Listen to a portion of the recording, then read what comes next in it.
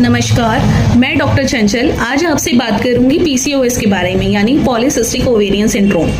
ये एक बहुत ही कॉमन समस्या है जो अक्सर child bearing age, reproductive age की वुमेन्स में पाया जाता है। ये अक्सर 20 से 40 साल की उम्र में हो सकता है।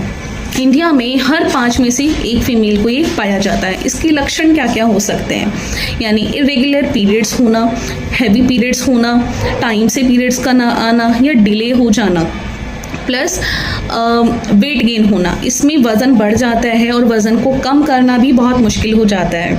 इसमें ज़्यादातर फैट या मोटापा कमर के अराउंड ही देखा जाता है। एक्सेसिव हेयर ग्रोथ होना, यानी आपके फेस पे, चेस्ट पे, बैक पे, थाइस पे बहुत ज़्यादा हेयर्स की ग्रोथ होना शुरू हो जाती है। और हेयर लॉस होना, यानी कि जो आपका टेम्पल रीजन है और जो आपका स्काल्प है, यहाँ से हेयर्स लॉस होना शुरू हो जाते हैं।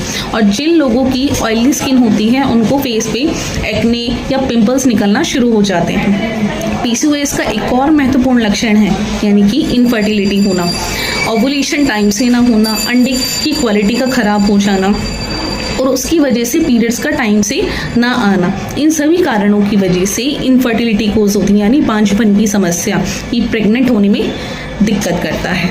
दूसरा, ये होता किन कारणों से है, ये होता क्यों है? नंबर 1, हार्मोनल डिसबैलेंस की वजह से, यानी कि जो मेल हार्मोन्स होते हैं वो बढ़ जाते हैं। एलएच हार्मोन यानी लुटेनाइजिंग हार्मोन, प्रोलैक्टिन हार्मोन, ये भी बढ़ जाते हैं। तो दैट मीन हार्मोनल डिस्टर्बेंसेस की वजह से पीसीओएस हो सकता है। दूसरा, जेनेटिक फैक्टर हो सकता है, यानी कि आपकी फैमिली में आपकी मदर को, आपकी सिस्टर को हुआ है तो वो आपको भी हो सकता है। तीसरा, इंसुलिन रेसिस्टेंस। अब हम बात करते हैं कि जब आप डॉक्टर के पास जाते हैं तो डॉक्टर पीसीओएस को डिटेक्ट करने के लिए क्या क्या टेस्ट करा सकते हैं, जैसे एलएच यानी luteinizing hormone, FSH follicular stimulating hormone, thyroid test, lipid profile test, free testosterone test. और हम इसमें और क्या करा सकते हैं, हम प्रोलैक्टिन टेस्ट करा सकते हैं, जीटीटी टेस्ट करा सकते हैं और अल्ट्रासाउंड भी करा सकते हैं, जिसमें ओवरीज देखी जाती हैं कि कहीं आपकी ओवरीज पॉलीसिस्टिक तो नहीं है। अब हम बात करते हैं इसके ट्रीटमेंट के बारे में। ट्रीटमेंट इसका हम 2 तरीके से कर सकते हैं, यानी कि लाइफस्टाइल मॉडिफिकेशन नंबर 1 पे, नंबर 2 पे मेडिकेशन। तो मैं आपको यही एडवाइस करूंगी, आप अपना लाइफस्टाइल मॉडिफिकेशन करें जिससे आपको मेडिसिन लेने की ज़रूरत ही ना पड़े।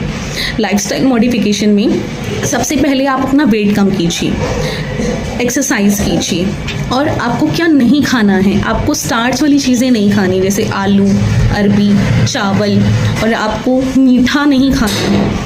आपको जो खाना है, यानी कि आपको हरी सब्जियां खानी हैं, प्रोटीन डाइट लेनी है, नॉनवेज